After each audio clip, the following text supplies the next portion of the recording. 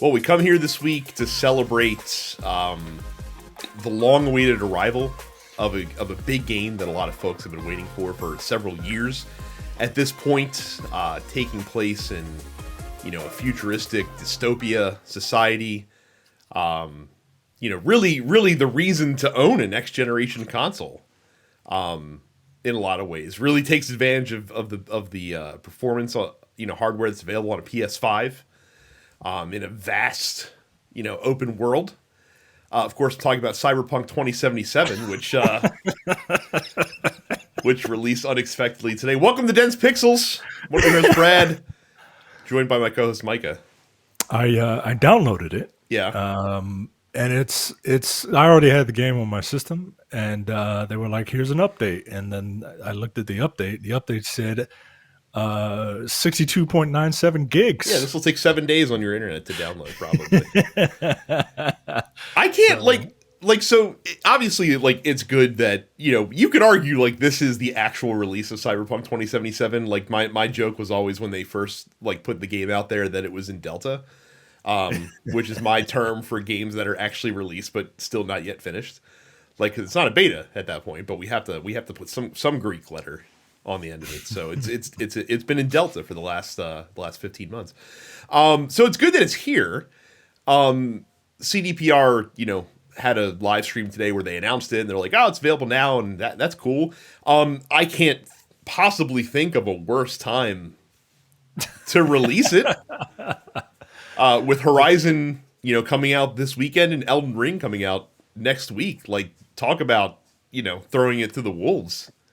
Yeah, they're like, "Hey, it's half price, and you can play it for free for 5 hours." I think that's actually really smart because I did play the beginning of the game when it first came out. I played up to the title screen basically, which is several hours into the game. And it's got a strong opening. It's got a very strong beginning of that game. So I think if you're gonna showcase it, then that's a great thing to do.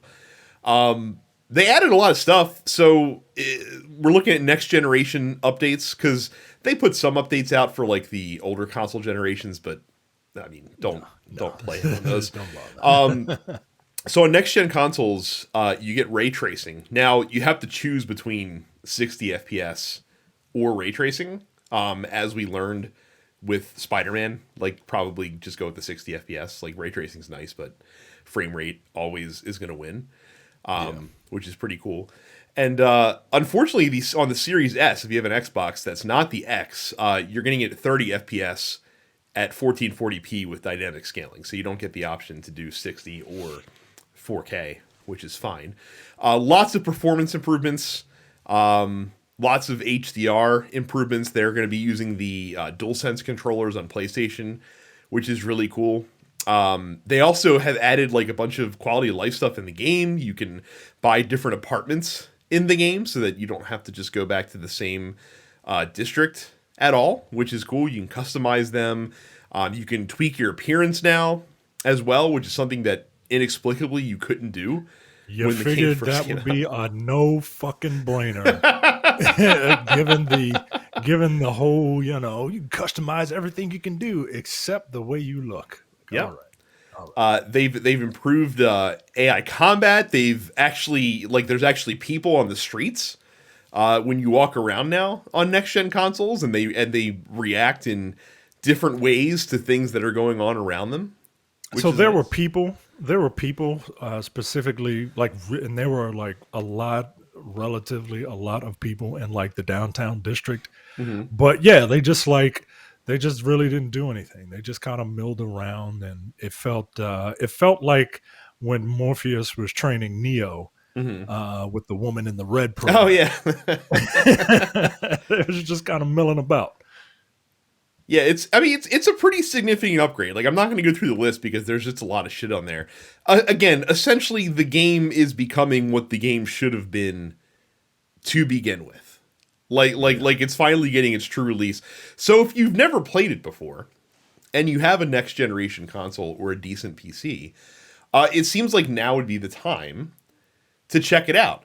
Notably, there's no New Game Plus or anything like that. So if you've already played and beaten it, as Micah has, I don't know if there's a big reason for you to really jump back into this at all. No, I mean, unless you want to start over. Look, it's a shame because like the individual stories in that game, like all the side quests and stuff like that, are actually really fun. The main story, it's fine, but the side quests are where you meet the characters and you see like that's where all the development is, and that is very very fun. Like that's the game that's worth playing.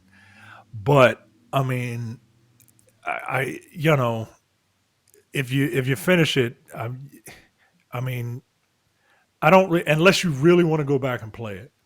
I really don't see the point. But I'll give it a shot. I just want to see what things look like, and see what kind of improvements that there are.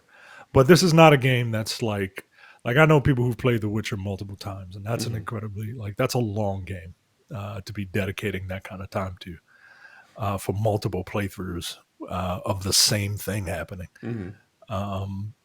I don't know. I don't think this game is the game that will kind of do that for anybody.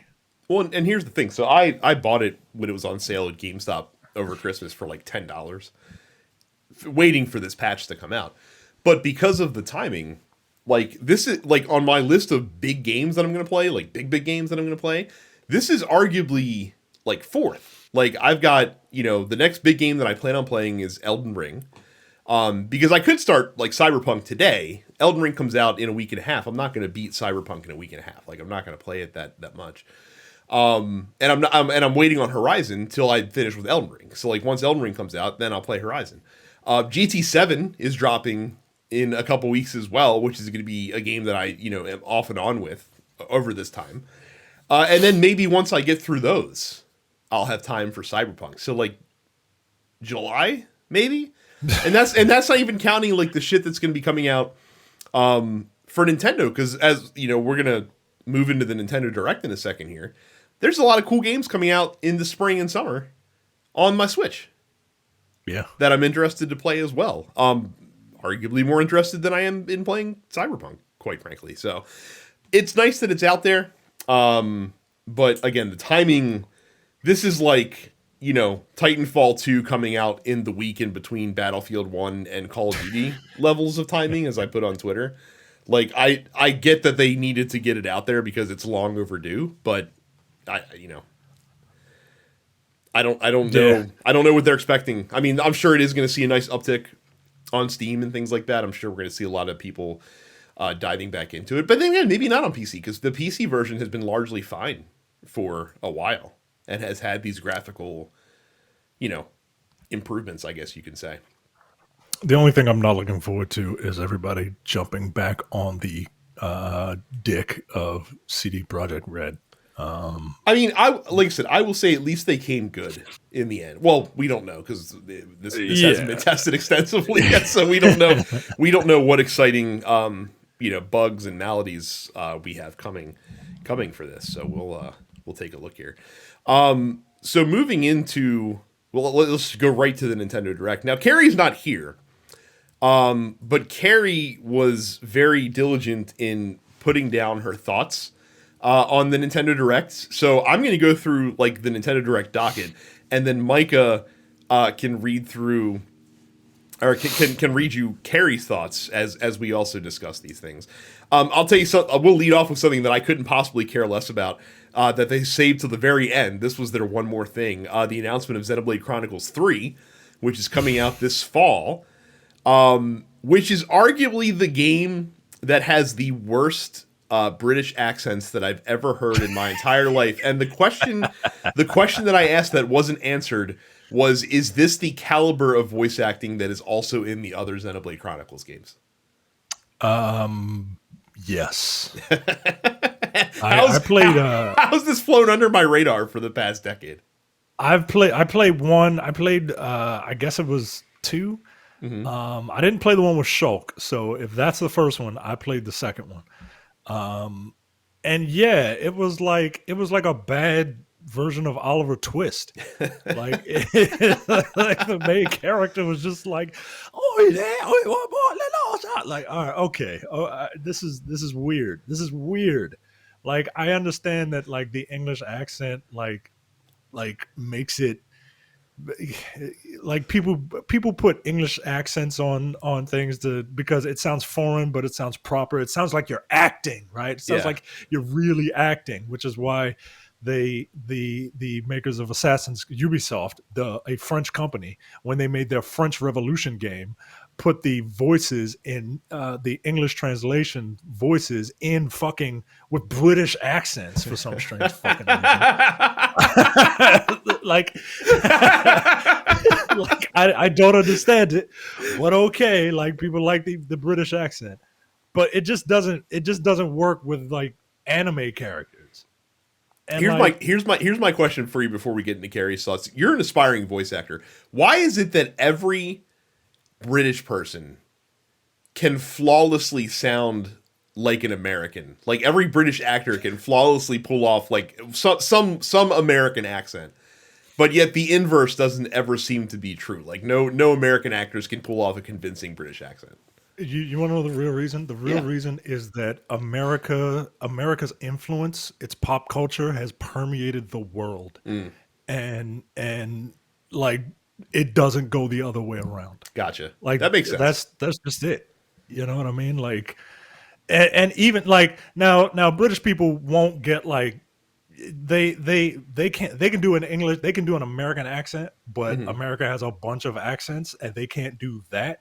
They can, like, British people do a very good Cleveland voice, but you can't get them to do an American South voice, right? Like, Right. Yeah, and I'm sure like there's a lot of like very distinct regional dialects. Like I'm sure that, a lot of, British actors might have trouble pulling off like a very nor'easter type of accent and that kind of thing. So I get that, but like there are some British actors that many people like don't even realize they're British until like they hear them talk in an interview.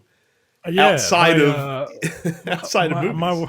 my wife, when we were first dating, she was like, I forget what we were talking about or why we were talking about the show, right? But we were talking about the show, and she and House was one of her favorite shows, and I showed her a video because I said, yeah, that guy's British, and she didn't believe me, and I played a video, and she was like, House is British.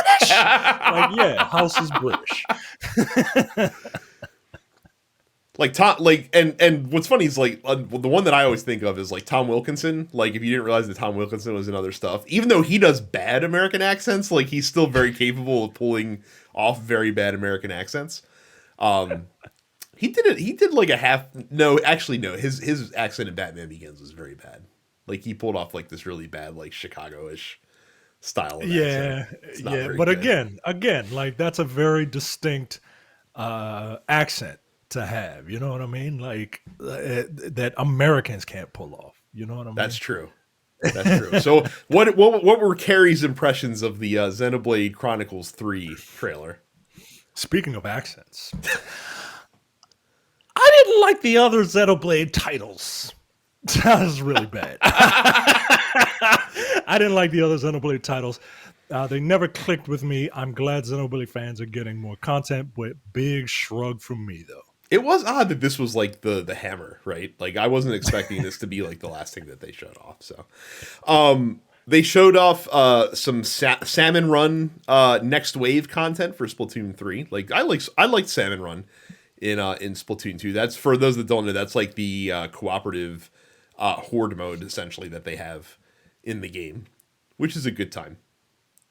The Salmon Run mode that they highlighted is basically the squid equivalent of zombies in Call of Duty, and was one of my favorite things about Splatoon 2. I hope 3 makes it available all the time, since it was only sometime thing in 2. The new bosses look cool, and the mode at large still looks super fun. Splatoon 3 will be a day one purchase for me anyway. I forgot that was a limited time, like an event in Splatoon 2. She is correct about that. I will also be buying Splatoon 3 on day one. I really did enjoy the few months that I spent playing. Like I played it a lot for a few months, and I had a good time with it. Much more than I was expecting to have. for me personally, myself personally, the highlight of the direct presentation, no doubt, a new Mario Strikers game coming out of left field, dropping like right at the beginning of the Nintendo Direct presentation. Mario Strikers Battle League. It doesn't look like that much different from Strikers Charge. Like I'm sure there is a lot of differences once we get the game.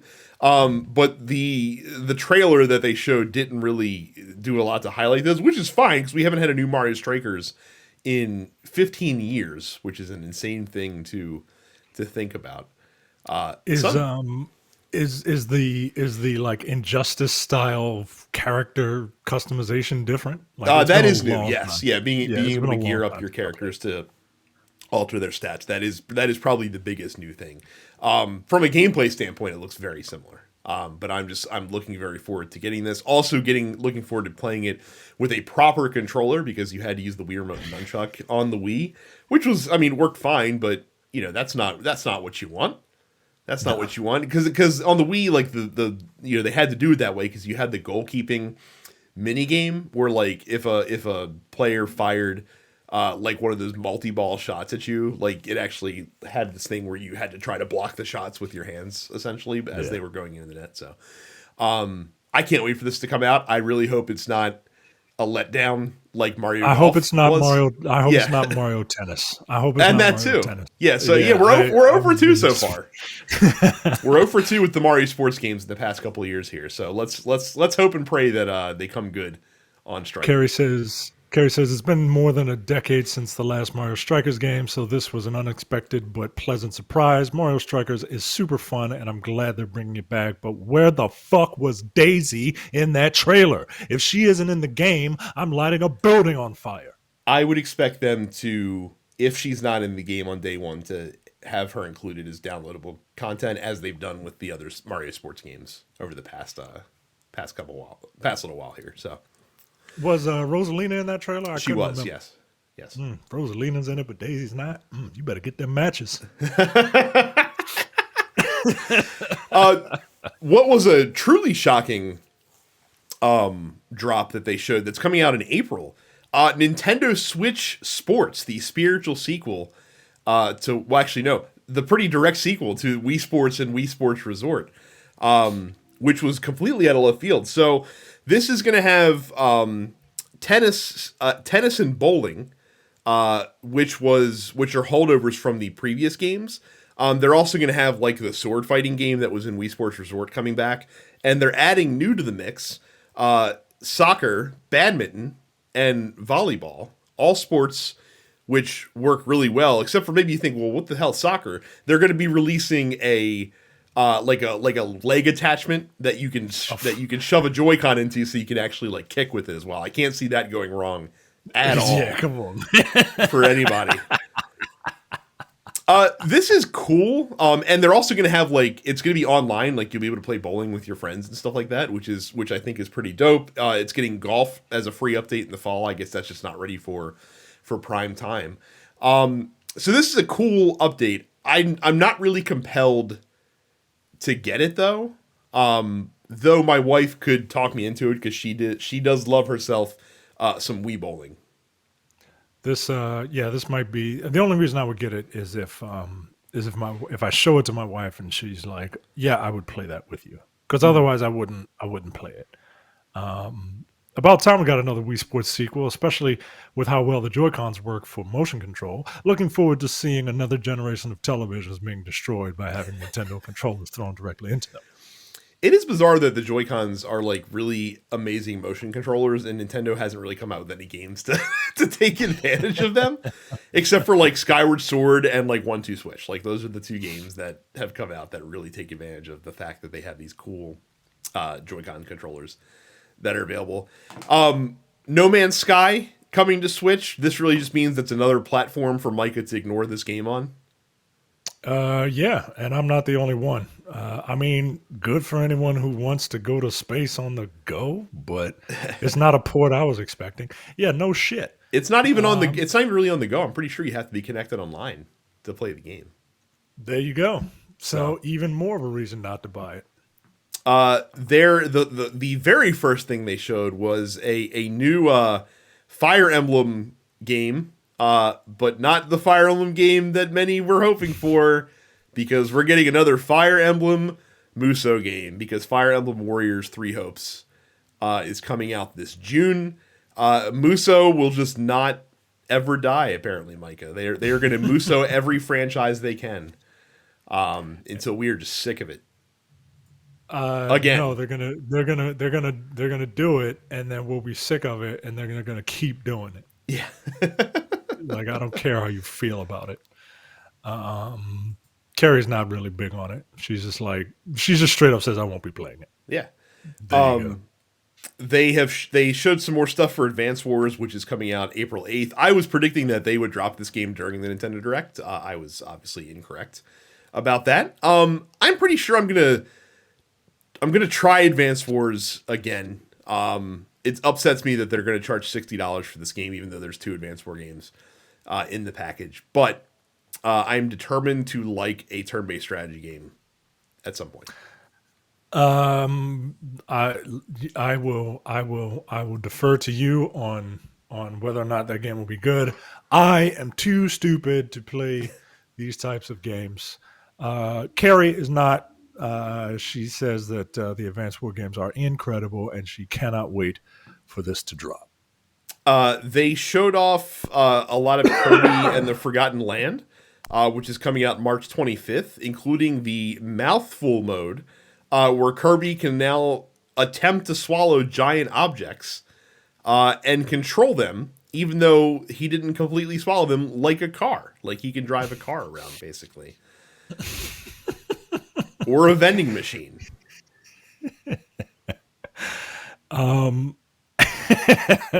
Gary's funny, man. Why did they call it mouthful mode? Why did they have to make Kirby even more of a weird vor kink object? I'm excited for the game, but mouthful mode makes me feel uncomfortable. Please let Kirby swallow. Kirby both spits and swallows, though, as has been established over nearly 30 years of video games at this point. The Portal franchise is coming to Switch. This was a pleasant surprise. I might actually pick these up. I have not played Portal 2 since it released a long time ago. I'm not upset at this. Look, Portal is like those games are masterclasses in gaming, and those are the games that like normally I don't go back, a few generations to play old games, but games like this, like Portal, like they're just incredible. Like you just and they never like age. You know what I mean? I don't think Carrie has anything involving Portal. So I'm going to say she hates Portal and thinks it's the worst game ever. I will tell you, so we made predictions on the last episode about what we'd see in this direct. Carrie predicted that we'd see Metroid Dread DLC. And she was technically correct, which is the best kind of correct. Because Metroid Dread is getting a free update, or did get a free update, I should say. That's getting both a rookie mode for people that are scrubs that can't make their way through the game. I jest. Metroid's really hard. I get it. And if you thought that hard mode was too easy, then you can play the new Dread mode, which is literally one-hit kill mode in Metroid Dread. Yeah, no, I look, I don't mind that game's challenge, but like that one-hit shit, no, I can't do that.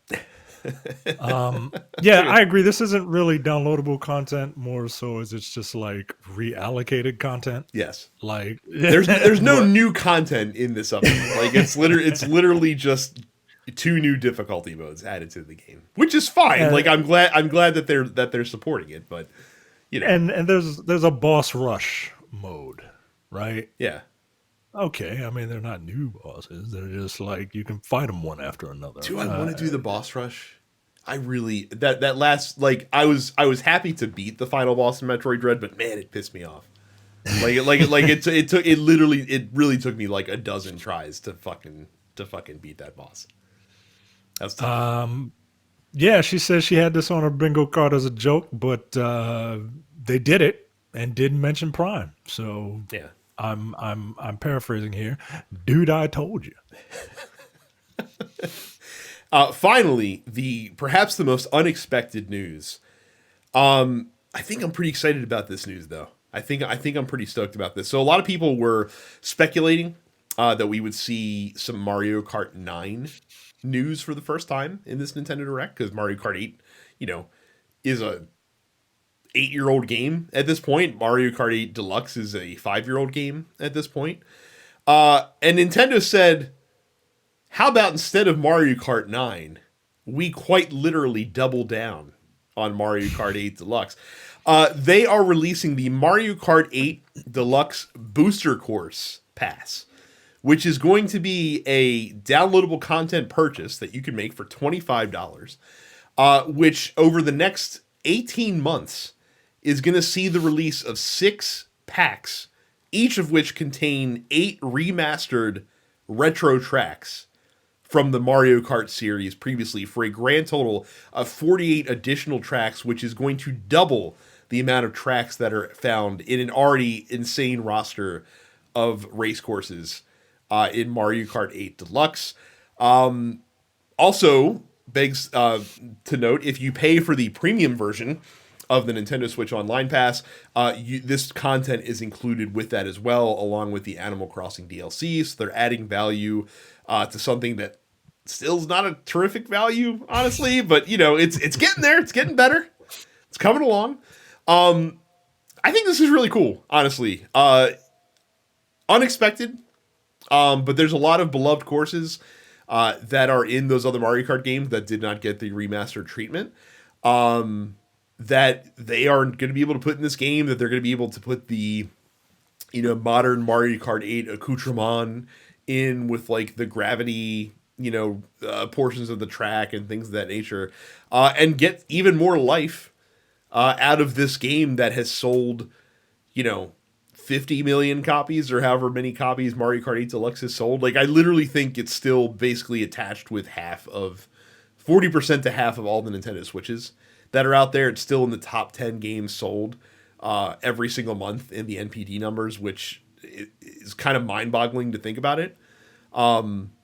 This is cool. I'm definitely going to pick this up and play Mario Kart.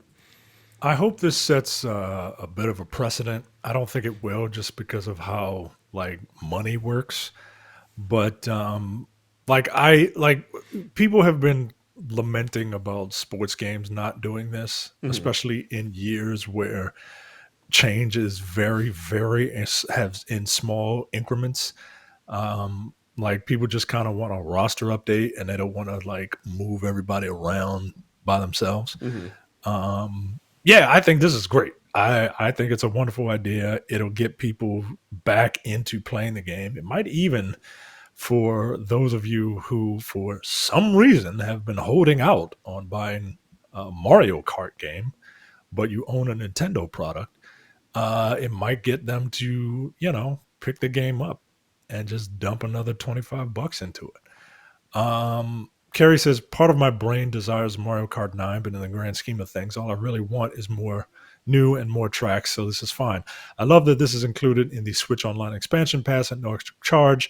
They're giving the expansion pass a lot of value simply by adding this, which is a good move. If the trend is going to be adding all future first-party Nintendo DLC to the expansion pass, people are going to have a hard time passing on it.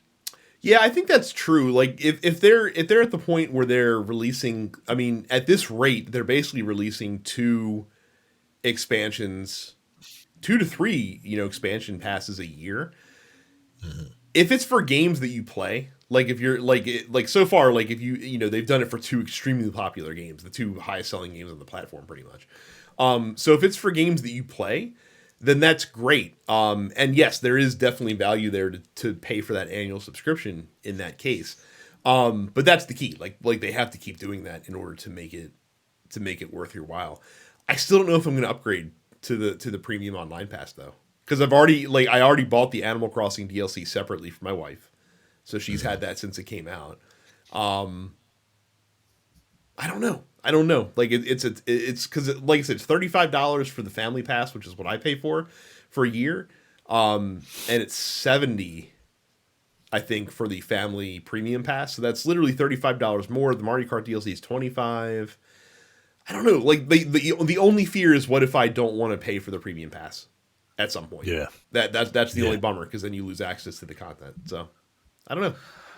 Yeah, I don't have I don't have Nintendo Online anymore. I know it's only like $20 or whatever, but I just don't like. The next time I fire up my Switch will be when Triangle Strategy comes out in a couple of weeks. And I don't need to be online to play that. Yeah. Speaking of that, they released a demo for Triangle Strategy, much like the Octopath Traveler demo. Your progress can carry over to the main game, if you check that out. They released Earthbound and Earthbound Zero in the Super Nintendo and NES, virtual console stores. So if you've never played Earthbound, you have no excuse. Definitely check that game out. It's one of the best RPGs of the 16-bit era. I'm very tempted to dive back into Earthbound again. I didn't tell you this. We're gonna get off topic here real quick before we do some ads. But so Tales of Vesperia was on sale on the Switch store last weekend for like $12, and then I had some coins, so like I got another $4 off. So I'm like, yeah, I'll pay $8 for Tales of Vesperia. And because I've never really played a Tales game before, so I'm like, let's see what all the fucking hubbub was about. I heard Vesperia is one of the better ones to start with if you've never played a Tales game before. I was immediately put off by, not that I have anything against Troy Baker, the voice actor, but when Troy Baker is not even attempting to do a voice, and it's just Troy Baker straight away, takes me right out of it. Takes me right out of it. I mean, this was a long time ago. It was. I mean, like he hasn't really. They just hired him because like he sounds like a white dude, right? Like he wasn't really acting. You know what I mean? That's funny though. So I've heard like the Tales battle system has always been much ballyhooed to me. It feels kind of stiff, and I don't know if that's just because this is an older game or if that's just how the battle system is, but it feels kind of rigid, much more rigid than I was expecting. Like I was expecting something a little bit more, I don't know if fast pace is the right word, but just a little bit less, a little bit more fluid, I guess. Yeah, it's a little, it can be a little mashy. But when you have to fight like big enemies, especially like for fodder enemies, but when you have to fight big enemies, like bosses and stuff like that, then you really got to kind of use all of your party members' strengths to kind of do anything of note. Otherwise, you're just hitting the same button over and over again and just kind of running around, and it's kind of weird. It takes a minute to get used to. The Tales of Arise does a very, very good job of kind of refining that system, but it takes a minute, because it's like you see them running around and you're like, oh, okay, I see people running around. I got a sword in my hand. I know what to do, but I don't know. It just feels different. Yeah. So I get it. We'll see. We'll see if I get into that, because there's other stuff that I want to play right now anyway as well. But before we get into what's new and what Mike has been playing, let's tell you about some TNP content that you can check out.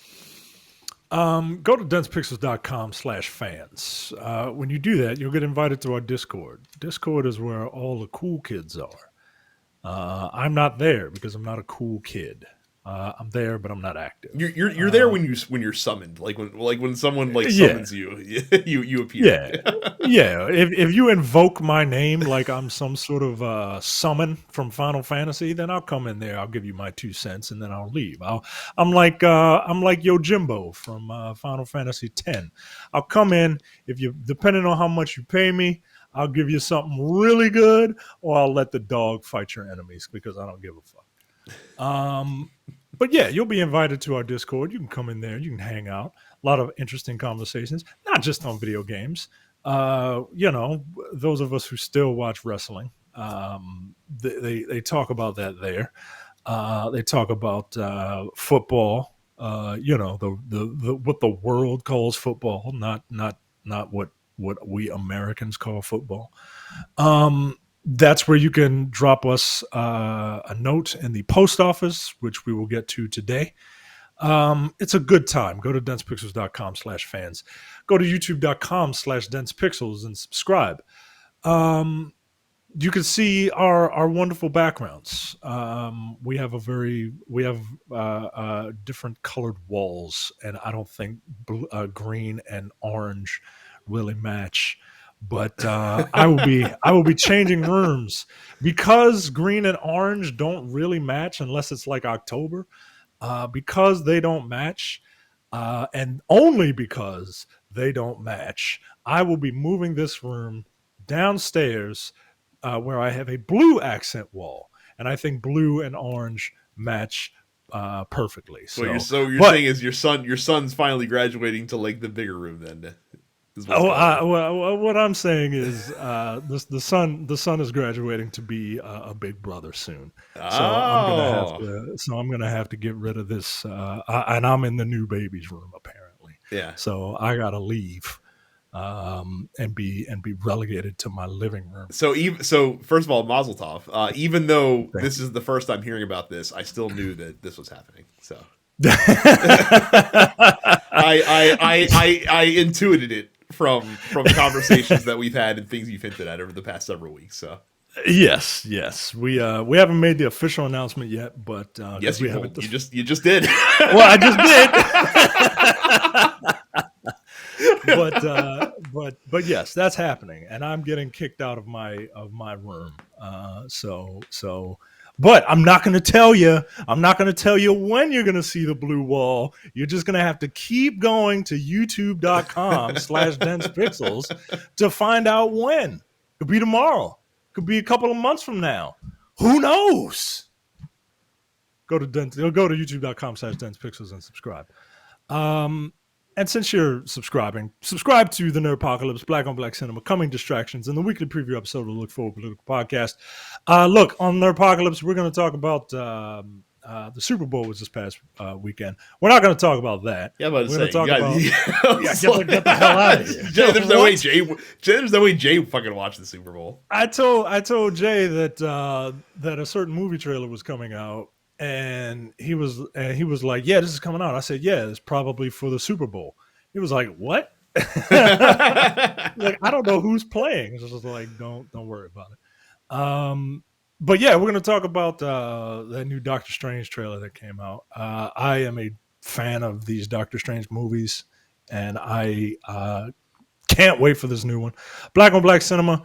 We're doing a preview episode tonight as we record this. And it'll probably be out when this comes out. Coming Distractions, we got movies we can talk about. And the preview episode of the Look Forward Political Podcast. Look Forward is, as always, hitting on all cylinders. Look, just because we don't have a jester in chief doesn't mean that those shows aren't fun. There's a whole bunch of other stuff that the thugs of news can give you their professional opinions on. And because you will get hooked on the Look Forward Political Podcast's preview episode, you're going to be like, "Hey, I want more of this. And I want it in, I need more of this in my veins."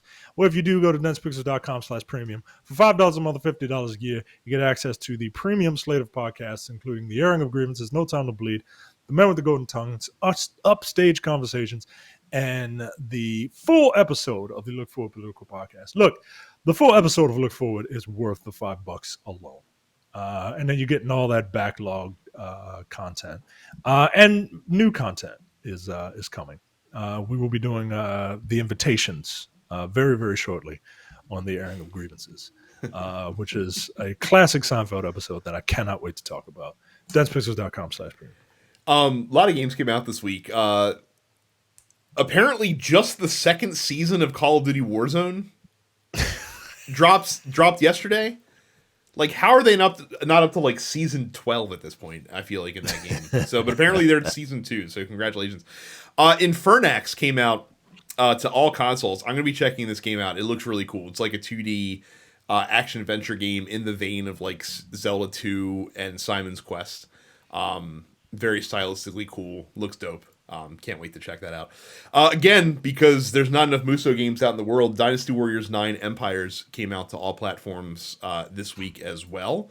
Assassin's Creed, the Ezio collection, comes to Nintendo Switch. Somehow these games look like ass on that system, despite the fact that they're like 13-year-old games, which doesn't make any sense to me. The Sims 4, My Wedding Stories, the DLC, comes to all platforms. Not in every country, though. More on that later. Total War Warhammer 3 comes to PC, and it's also going to be on Game Pass on PC. So if you have Game Pass, you can check that out. Of course, Horizon Forbidden West comes to PlayStation this weekend. It's getting rave reviews. Again, I will check that out, but not at the expense of Elden Ring. I'm much more excited for Elden Ring right now than I am for Forbidden West. So. Yeah, I wish I was into that series. I really do. Yeah. I just not. And finally, coming out on Thursday, a game that Mike is going to talk about, King of Fighters 15, which apparently is in early access right now. It's if you pre-ordered it, you can play it now. There you go. 2 days early, and I was like, oh, okay, it's out now. Let me buy it. And because I played the beta, I like the beta. Look, here's the thing about me and fighting games. I love fighting games. I think they are super fun to play. I think that they're even just like great spectator sports. But it is the single genre of video games that I know I'm bad at, but I continue to play.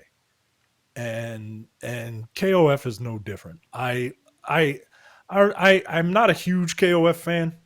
I played 13 because 13 looked incredible for 2D sprites. Like it looked amazing. Like not since Street Fighter 3 have I seen sprites that looked and animated that well.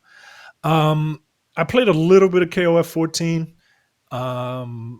and it was cool. But I said, you know what? I'll really give KOF 15 a shot. And I bought into all the hype of, shatter all your expectations or whatever. And this game it's very good. But like, I feel like I need to be Bret Hart in order to play it because it's all about execution. And it's like a faster Street Fighter. Mm-hmm. With a lot more resource management. So KOF, you pick the gimmick with KOF is you pick teams of 3, and you fight. Your characters fight. If your character dies, next person up comes, while the opponent still has their original person, just with a little extra life. And you continue fighting like that until one team is decimated. So, it's a team game, but it's not a tag team game. So there's no switching in and out. There's no assist calling and stuff like that. And it's all about resource management. I won't get into too much detail, but they have a comeback mechanic that if you can kind of reserve all of your resources, it's not impossible for you to get a 90% combo with relatively little like links and moves together. So the thing with this game is it's all about supers and canceling into supers and doing incredible big damage. Everybody can do like a 90% combo if you have enough meter. And it's a sight to see when you pull it off, and it's maddeningly frustrating when it gets done to you, as it's been done to me on multiple occasions. Um, but I do like the game. There's a ton of characters, like 39 characters at launch. People are like, "Oh, that's less than 14." Yo, it's 39 characters, yo. And you got to learn. You got to be proficient with 3 of them At at a least time. 3, yeah. Right, like calm down, everybody. Like, and DLC is coming. Um, this game has a lot of the KOF is known for like its pretzel motions, and a pretzel motion is just that. Like you're on your controller or your D-pad or your joystick, and the motions end up looking like a pretzel. Um, and that's in like the extreme cases, but execution is the thing with this game, because there's a lot of every super move is like a quarter circle forward and a half circle back, and sometimes you got to do those in the middle of a combo, and timing is super duper tight, and it's KOF is maddeningly frustrating for me. Like, it's not as loose as Street Fighter, but it's also not as rigid as Mortal Kombat or even like a Tekken. Tekken, I think, has a good balance of like being loose but still having canned combos, whereas Mortal Kombat is all canned combos. Like, you can't do. You better. It's like typing in Morse code with Mortal Kombat. Whereas this is a little along the Street Fighter side. But look, if you like fighting games, you're probably already playing this. If you're new to fighting games, I do not recommend you buy this at all. The tutorials don't really do a good job. If you're new to fighting games, ironically, buy Guilty Gear, another like fighting game that's been known to be like incredibly, I won't say difficult, but this latest Guilty Gear is incredibly accessible. But yeah, look, I enjoy this, but it is what it is. It's frustrating, but I do enjoy it. Yeah, I played KOF 13 because it was free on PlayStation Plus, and that, like, I'm just like, I don't have the fucking gumption to sit down and learn this game. I really don't. So I will be passing on King of Fighters 15. Yeah. What I will not be passing on is this mysterious countdown timer that Capcom has on their website right now that's counting down to Sunday, February 20th, 10 p.m. Pacific time. It's a mystery. No one knows what this is going to be for. So there's a couple speculative options. Obviously, first and foremost, Chris Jericho would be the first speculative option that Capcom is counting down towards. Probably not that. Now, interestingly enough, the countdown, the end of the countdown coincides with the season finale of the current Capcom Street Fighter Pro Tour, which is happening this weekend. So there's no way that this isn't a Street Fighter 6 announcement, right? If it is Street Fighter 6, it is just that, an announcement. Yeah. It'll be like what Rockstar did. Hey guys, Grand Theft Auto 6 is in development. Now that we think we've squeezed as much money out of this stone that we think we can, a new game is in development. Look, they're going to want people to play Street Fighter 5 a little longer, I think. So I honestly, I'm not hoping for a Street Fighter 6 announcement. In my wildest dreams, which I'm not saying this is happening, as a matter of fact, I'm saying it's not happening. In my wildest dreams, it would be a Marvel vs. Capcom something announcement. Because it's either one of those two, right? If it's going to be a fighting game, it's going to be one of those two things. And we're assuming it's going to be a fighting game because it's, capping off of this Street Fighter Pro Tour. So it's one of those two games, right? It's not a Darkstalkers, like that just doesn't sell as much as a Street Fighter. It's not Power Stone, right? Though that would be pretty cool. If that would look. I really like Power Stone, but yeah, it's not. It's either a Street Fighter Six announcement or a Marvel vs. Capcom announcement, which it's not. So it's a Street Fighter Six is being developed announcement. Like I've seen people say, well, maybe it's Resident Evil, or maybe it's, and while maybe it's a new IP, it's not a new IP. It's not. I'm gonna tell you that right now. Like Capcom, like no, Capcom knows what Capcom fans want, and Capcom fans want like cool shit that they already know. So I don't think it's like a Resident Evil. I don't think it's I don't think it's a new IP. It just doesn't yeah. Yeah. So if it's a Street Fighter 6 announcement, Street Fighter usually comes out in February. I mean, unless they've been working on the Phantom Street Fighter 6 announcement, I can't imagine that. This is another reason why I don't think it's a Street Fighter. Why I don't know if it's. I don't know. Street Fighter generally comes out in February. Like the last couple of Street Fighters have come out in February, and I guess it would make sense for Street Fighter 6 to come out in February, but I don't know about February 2023. I think it could be like I don't think that they would be ready to announce Street Fighter 6 unless it was somewhat far along, because I don't think they want to tease this out for multiple years, because then you just build up hype, and we all saw what happens when Street Fighter 5 first released and it came out in a kind of wonky state.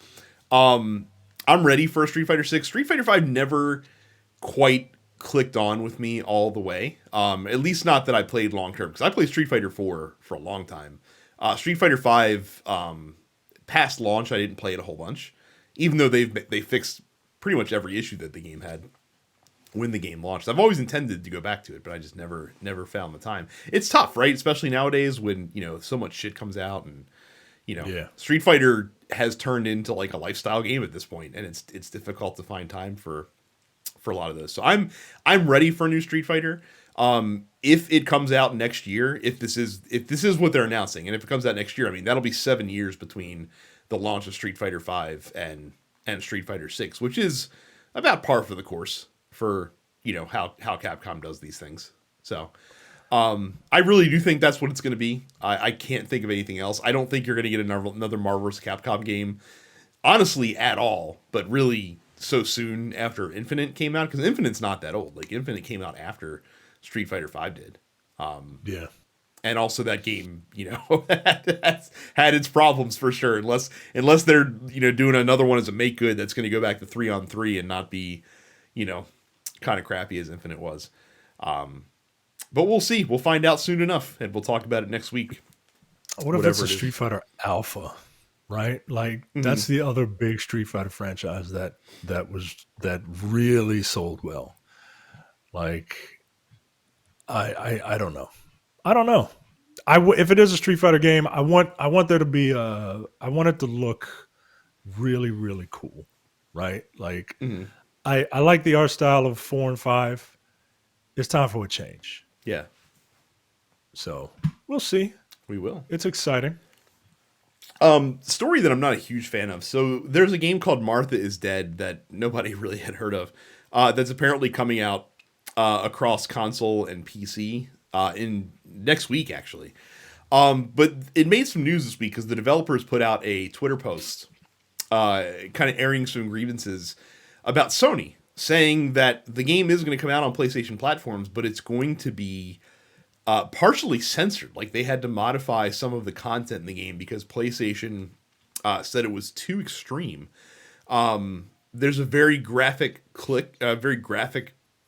violent clip of the game that's making the waves on social media that kind of points to some of the things that are in the game that might be why Sony is hesitant to put this game out in its current state. But I'm not at all a huge fan of censorship in this regard. So it is Sony's right to want to control the type of content that comes out on their platform, but I don't think that extends to telling, people that are making the game, like, what can and can't be in the game. Like, if you're not comfortable with the content that's in the game, then don't publish the game on your platform. Like I feel like that's an easy enough solution Yeah, this isn't censorship. This is one company, feeling like they're being responsible. Like it's not Sony's not telling them you can't put this in the game. They're saying you can put it in the game if you want. We don't have to. We don't have to. Well, I guess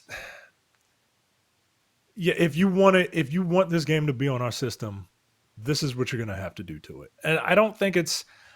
I mean, it gets nebulous, but I don't think this is true. Like true censorship. I kind of do well I guess it depends on the agreement that's in place because I don't know the particulars of like the contract between a publisher developer and Sony being the platform. So I don't know if Sony has like veto power. I don't know if this was something that the developer had to agree to before PlayStation agreed to publish the game. If that's the case, like if the developer of the game is framing it as, oh, Sony's making us change the game to put it on their platform, where if the reality was Sony's like, hey, we'd like to publish this, but we're not going to publish it in this state, and then the developer made the change because they want the game on PlayStation. Right. That's a little bit different. Right. Like that's Sony's terms and conditions for them being, but if, like you said, you said it perfectly. If Sony saw this and was like, nope, we changed our mind, we don't want to put this on there, then that's a form of censorship. Yes. I find it very difficult. I look at I look at contracts for a living, and I have to imagine that there's some sort of clause there saying, hey, we reserve the right to, if you want this on our platform, we gotta okay it first. Mm-hmm. And apparently they are cool enough, right? They're not too worried about censorship because they're fine censoring it if they want it, because they want it on that platform, because they want those dollars. So, you can be mad, okay, but you're also, you're not standing up for what you're mad about. Yeah.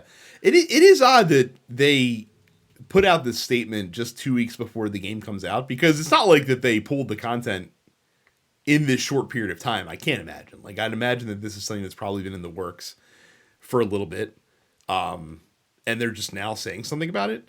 A couple people suggested too, like you could, change the rating of the game to adults only. That's not up to Sony. Like, Sony doesn't assign ESRB ratings to games. The ESRB does that. So like it's not Sony's call whether or not, you can make it adults only and then it's fine. So yeah, like I'm fine with Sony wanting to be, wanting to have a say in the type of thing that gets published on their platform, but I don't agree with forcing a company, if that is what happened, forcing a company to change their game to fit your platform's mold. Like, if the game as it is doesn't fit what you want the platform to do, then choose not to have it on your platform. That's totally fine. You're not obligated to publish this game. But again, that depends on which sequence of events is correct, because we only have one side of the story in this case, and it's possible that the developer's framing it in, a light that's beneficial to them. Of course. So I'd be curious to get more information there. But again, if Sony is truly saying, hey, no, you have to change this, even though we already agreed to publish the game, I'm not really okay with that, and would rather you just not publish the game at that point. So yeah, I would have to imagine that Sony would just be like, no, we're not going to publish it, just like they did with Cyberpunk. Right. Like, this content is not up to par. We're just not going to put it on our platform. That's what's making me think that this developer is kind of they're ginning up business, right? I mean, again, game comes out. this would have been a game that I just breezed through on the new release report next week without giving it a second thought, and not looked at it all had this story not dropped. So as they say, right. any publicity is good publicity, right? In this regard.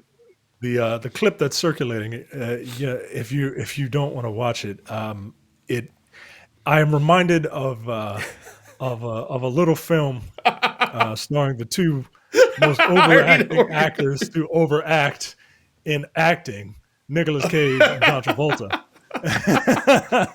Face off. So that should give you a clue as to the fact that Sony just does not like the idea of Face Off being a movie. You can also point to The Office, the famous scene with Dwight and the CPR mannequin as well. For those familiar with that show, so uh, I mean, in a related story, Maxis, who is the developer of the Sims games, and EA has decided that they're not going to be selling the new Sims 4 Wedding DLC pack in Russia because Russia has an anti homophobia law, essentially, or homophobic law that they've had in place since 2014. They've considered Sims 4, like the state of Russia has considered The Sims 4 to be, quote, gay propaganda, due to the fact that you can have homosexual relationships in the game and have the game labeled with an 18 plus restriction so that children cannot purchase it. The trailer that EA released for The Sims 4 My Wedding Stories DLC focused on a gay couple's engagement and wedding. And so because they said, oh, people can't, Maxis said, oh, since people can't enjoy this around the world, we're just not going to sell it in a country where, where people find this abhorrent for some reason. I mean, I get it, but no, like just I guess. So they're not altering it, right? They're just Correct. not selling. They're just not selling it. Like if you live in Russia, you cannot go through. Yeah, you cannot go through a native Russian storefront to purchase this game. Like you can import it, I'm sure, and do whatever. So they're not So again, like you said, hey, like if you're the developer of Martha's Dead, right, don't compromise your vision. Just don't sell it on PlayStation. Max is like, we're not, like, we're going to release it as it is, and if you're not down with that, then don't worry about it. You just won't have it. Yeah, good. This is what you're supposed to do. You're not supposed to be mealy mouthed like Disney, who won't have a homosexual relationship. Will only allude to a character being homosexual, and two, censor it for China and Russia, because they want the money. Like, no, like, and it's The Sims, yo. Like it's I love The Sims. I used to play The Sims a lot. Yo, it's The Sims. Everybody loves The Sims, guys. Maybe if you had a little bit more of same-sex sim love in Russia, the world wouldn't fucking hate you. Yeah, it's true. And again, like, that's the thing that drives me nuts about countries like this that are, adhere to this draconian bullshit. Gay people exist everywhere. Gay people have existed everywhere in societies for the whole of time, for the whole of human history. And it boggles my mind that people still, and again, for Russia, it's not even for like religious regions. Like it's right. Like, you know what I mean? Like I don't agree, but I understand, like, in parts of like the Middle East and stuff like that, where there's a lot of like there's a lot of homophobic behavior and stuff of that nature, because that's rooted in religion.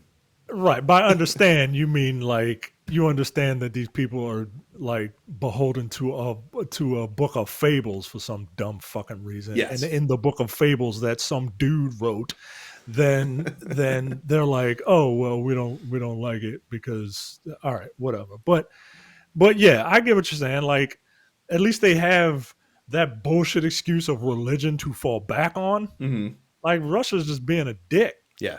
Like, for people that don't like dicks touching, like, that's all they do is just act like a bunch of fucking dicks. Fucking Russia. It's honestly, and I don't mean this towards Russian citizens, because I'm directing this statement at the Russian government, at like the state of Russia. It really is a pathetic country in a lot of ways. Like they try so hard to peddle soft power, because they're honestly a non-factor in world economy and things of that nature.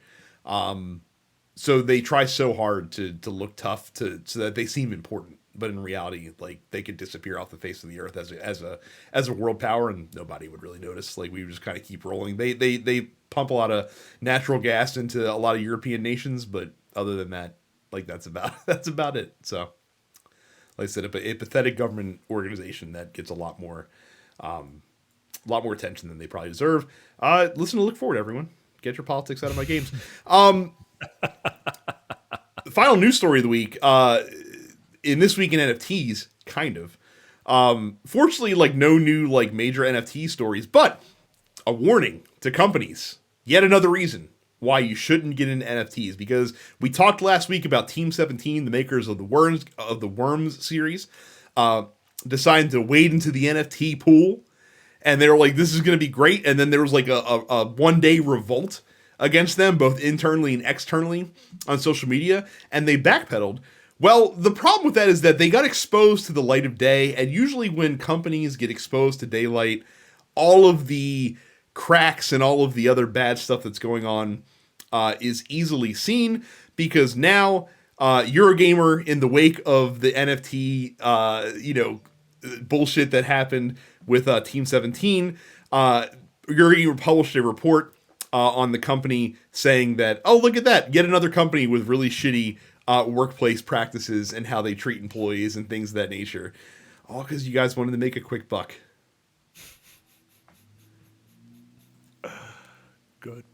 So, CEO Michael Pattinson said that, quote, action has to be taken following the publication of this Eurogamer report. I'm committed to taking action. I won't brush over anything that was said or ignore any of the points being made. It will all be thoroughly investigated. You have my guarantee on that. Oh, come on, man. Come on. Like, you already laying it on thick.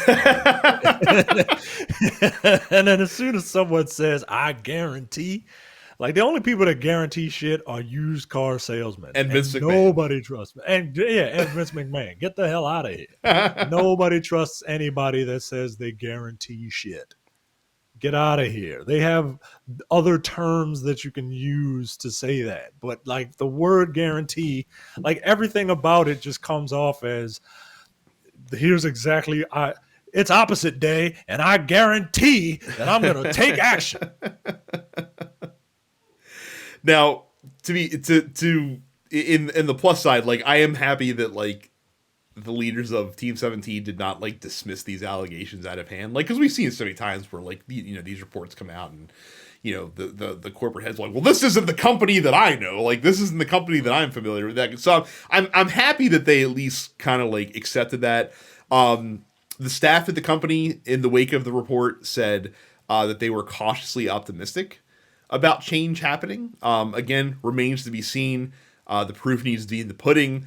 We just saw Ubisoft's commission that of their internal commission that employees created themselves to kind of hold the company to account. Gave a kind of 200-day review since Eve came out. It's like, oh, we're going to make all these changes and it's going to be great. And like they came out and like, yeah, not much has really changed so far. Like you guys haven't done shit. So again, you have to actually have the rubber hit the road at some point. But the fact that we're not getting like a vehement denial of these allegations is a encouraging start, let's say. Wow, that's where we're at. That's where we're at. That's where we're at. Just acknowledging that there's a problem is like, you know what? Good for you, Team 17. Like, you guys are taking it seriously. Congratulations. Jesus Christ. I don't have a segue. Go to densepixels.com/Amazon for all of your Amazon purchases. I just clicked on densepixels.com/Amazon and I'm looking at the deal of the day, a Trail Buddy collapsible hiking poles, pack of 2 trekking poles that you can get for $30 only by going to densepixels.com/Amazon. You see, what you don't realize is that we have a deal with Amazon that if you want to purchase something through there, you have to go to densepixels.com/Amazon. Otherwise, it'll take you to like the other Amazon. Like Amazon.com is about the rainforest, whereas densepixels.com/Amazon is the e-commerce website where you can buy Trail Buddy trekking poles, adjustable hiking poles for snowshoe and backpacking gear, set of 2 collapsible walking sticks, aluminum with cork grip from Trail Buddy. So go to densepixels.com/Amazon Do we know and buy why? that. Do we know why Amazon chose Amazon as their company name when they first started, when they were just a book seller? I don't know. The only thing about Amazon I know is that their logo looks like a smile, but it's an arrow pointing from A to Z because they sell everything from A to Z. Oh, That's that's the fun. only That's actually pretty clever. Not gonna lie. Yeah. So But I don't know why they call it Amazon and didn't call it Aztec. You know what I mean? Like there's an A and a Z in there. oh my god. Only a couple questions in the post office real quick. Start with Johnny. Says Mario Kart 8 will never die. Which returning tracks are you looking forward to the most? He hopes Double Dash gets some love, like DK Mountain. Any particular tracks that you're really jonesing for? No, not really. I like all those games, but I don't have the recall to be like, oh, this specific track from this specific game is one that I need. I saw some that I remember Mm-hmm. in the trailer, and I'm like, oh, hey, I remember that. No, hey, I remember that, but I don't have the recall to just be like, here's a specific track that I want. I love all of the stadium tracks in the Mario Kart series. So like I'm all for them just bringing in all of the stadium tracks into the game because I think they're all fantastic. Um, that's I mean for me that's the biggest thing. I also really want DK's Jungle Raceway in there as well because that track always annoyed the shit out of me, but it's still really fun to play on. And all of the Mario Kart Wii tracks will be new to me because I don't remember anything from Mario Kart Wii. Like I remember absolutely nothing from that game except for like the mine course, which I think is in Mario Kart 8 already, if I'm not mistaken. The only one I remember off the top of my head that I don't want because it was so bad was the raceway, Mhm. like the just the Nintendo racetrack level, and just because it's just a racetrack, and Mhm. there was nothing like super interesting about it. I think that was in Double Dash, and that's the only one I'm like, ugh, like what is this doing here? But yeah. And then finally, Daniel asked, Valve is putting Portal on the Switch, and there was also a recent Geico commercial that's Portal themed. Portal 3 confirmed. But he says kind of weird that Valve would do that given that the release of the Steam Deck is near. Does it make sense to give a direct competitor access to your IPs? It depends on the situation. I don't think people are buying Steam Deck just to play Portal, Mm-hmm. but and I imagine that if you have a Steam Deck, you have access to your Steam library, which means you probably already have Portal there. So giving so you know putting your IP on putting Portal on the Switch just increases the player base for it. Mm-hmm. You make a little bit of extra change on the side. Um, but we'll see once all this like consolidation stuff shakes out. That's the real question. Like Mm-hmm.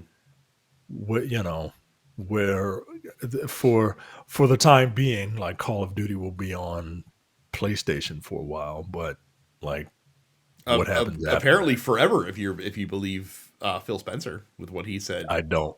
I don't. I think Phil Spencer's very good at what he does, and I think he's built up a ton of goodwill. And then I think he's such a nice guy that people aren't going to take him to. He doesn't seem like a bullshitter, and Mm-hmm. I think he's bullshitting. And whereas like Todd Howard seems very much like a bullshitter, So so no one nobody takes him takes seriously at right. face Nobody takes him value. seriously, right? But I Um, think this is him bullshitting. Valve is a software company. Above all else, like they're not selling Steam Decks to get in the hardware business. They're selling Steam Decks because they think it'll help them sell more games on Steam. Like that's really what they want to do. And like to Micah's point, like I don't think there are too many people that are going to buy a Steam Deck to play Portal on the go. But if you have a Nintendo Switch and you haven't played Portal in a while, I mean, hello, like we just two old guys on the podcast just mentioned it earlier. You'll pick up Portal and Portal 2 again to play it again because, as Mike has said, those games are timeless in a lot of ways, and you know, meet people where they are. Like they're, you know, we're over like the Switch. We didn't talk about it. The Switch just eclipsed the Nintendo Wii in hardware sales, which is mind-boggling. That's amazing, dude. Yeah, that's amazing. So if you're Valve, like, you know, are you going to silo Portal behind a Steam Deck, or do you want to market to an audience of over 100 million people at this point with your very popular game that is known outside of the video game space? Like, there are people that don't play video games that are at least have an awareness of what Portal generally is, because that's how big of a phenomenon that game was. Even though it's, you know, not like one of the best selling games ever, it's a notable game. So yeah, it makes all the sense in the world for them to put it on Switch. And again, they've got 2 sales right here, probably. So we'll see what happens. Because Portal 2 was an amazing game. Like, again, I haven't played Portal 2. When did that come out? 2012? 2013? Something like that. Yeah, it's been 10 years. That game was fucking great. Like, that game was one of the best games of the PS3 generation. One of my favorite experiences of the PS3 generation. I will more than happily play the game again. And Portal 1, like, you could beat Portal 1 in 2 hours. Like, it's not a hard game to run through it all. So that is it for the show. Again, if you want to ask us questions in the post office that we will answer on the show, go to densepixels.com/fans to get an invite to our Discord group. Make sure you subscribe to this show wherever you get fine podcasts, whatever podcatcher that you choose. And while you're there, check out the other TNP shows. As Micah mentioned, the Nerdpocalypse, Black and Black Cinema, Coming Distractions, the Look Forward Political Podcast. Subscribe to us on YouTube at youtube.com/densepixels. Go to twitch.tv/densepixels to subscribe on Twitch. You can also follow our personal accounts as well. I'm DensePixels Brad, Terrence is Apparition 410, Carrie is It's Carrie. That's it for us this week. Let us know if you're playing Cyberpunk 2077. Because neither of us probably, well, Micah might, but I'm not going to yet. I'm gonna boot it up. I'm gonna play through the Street Kid prologue, and then I'm probably gonna put it down because that's it. Do I want to do the Corpo prologue again when I play that? Because I really did enjoy that, but it seems silly not to experience the other things in the game. I don't want to do Nomad because that seems boring as shit. No, that seems stupid. I'm not in this fucking super futuristic world to be a fucking drifter. Get out of here. Live in a desert. Get out of here. So that is it for us. Thank you guys again for watching and listening. We'll see you all the next time. You're watching the Dense Pixels YouTube channel. Click the subscribe button while you're here and make sure you check out our weekly podcast where we discuss the latest gaming news and our impressions on what games we've been playing.